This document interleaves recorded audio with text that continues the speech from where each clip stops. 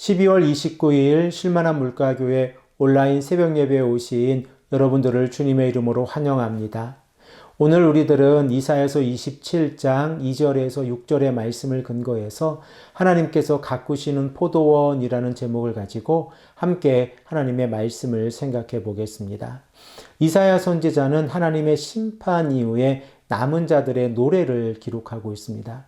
우리들은 이사야서 26장 20절에서 27장 1절의 말씀을 통하여 하나님의 심판의 모습을 생각을 해보았는데 이 심판의 모습을 통하여 두 가지를 정리해 보았습니다. 첫 번째로 하나님께서 심판하실 때에 의인들을 보호하신다고 하는 사실입니다. 그리고 두 번째로 하나님의 심판은 지체될 수는 있지만 결코 악을 묵인하지 아니하신다고 하는 사실입니다. 그러므로 우리들은 이사야 선지자가 당시 고대 사람들이 잘 이해하고 있었던 리워야단과 바다에 사는 용의 이미지를 가지고 와서 하나님의 창조 질서를 위반한 자들에 대한 심판의 메시지를 바라보게 되어집니다. 그리고 오늘 본문 말씀 27장 2절의 말씀을 보면 하나님께서 친히 남은 자들 곧 하나님의 율법과 율례를 지키고 언약 안에 살아가는 자들에게 노래를 만들어 주시겠다라고 말씀하고 있습니다.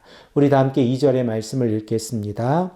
그날에 너희는 아름다운 포도원을 두고 노래를 부를지어다. 우리들은 이사야서에서 포도원의 노래 그러면 이사야서 5장 1절에서 7절의 말씀을 기억하고 있습니다.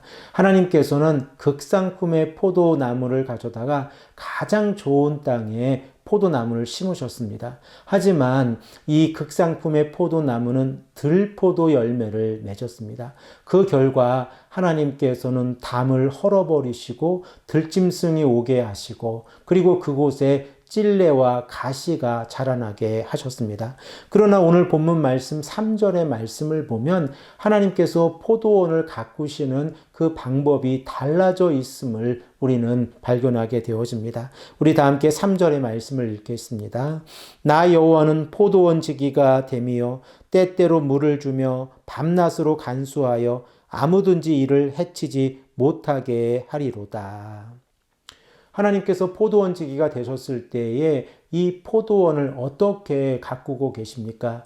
때때로 물을 주고 밤낮으로 지키고 그 어떠한 들짐승들이나 또 찔레나 가시가 이 포도나무를 공격해 오지 못하도록 하시겠다라고 말씀하고 있습니다. 그리고 4절의 말씀을 보면 포도원에 대한 노여움도 전혀 없게 될 것이다 라고 말씀을 하고 있습니다. 우리 다 함께 4절의 말씀을 읽겠습니다. 나는 포도원에 대하여 노함이 없나니 찔레와 가시가 나를 대적하여 싸운다 하자 내가 그것을 밟고 모아 불사르리라. 하나님께서 찔레와 가시를 다루시는 방법도 이사야서 5장의 말씀과 전혀 다르게 다루고 계십니다. 이사야서 5장 6절의 말씀을 보면 찔레와 가시는 극상품의 포도나무에서 5가지의 들포도 열매를 맺었을 때에 하나님께서 포도원을 황폐하게 하셨을 때 나타나는 결과입니다. 우리 다 함께 이 말씀을 다시 한번 읽겠습니다. 내가 그것을 황폐하게 하리니 다시는 가지를 자름이나 북을 돋우지 못하여 찔레와 가시가 날 것이며 내가 또 구름에게 명하여 그 위에 비를 내리지 못하게 하리라 하셨으니.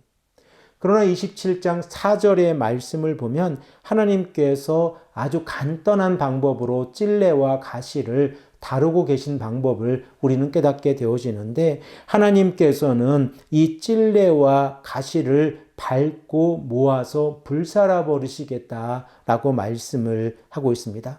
그리고 이 찔레와 가시와 같이 열방들 곧 하나님의 말씀에 반대하는 자들이 살아갈 수 있는 방법을 5절 말씀에 기록을 하고 있는데 화친입니다.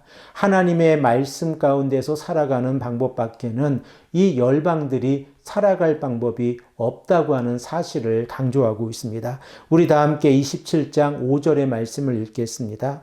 그리하지 아니하면 내 힘을 의지하고 나와 화친하며 나와 화친할 것이니라.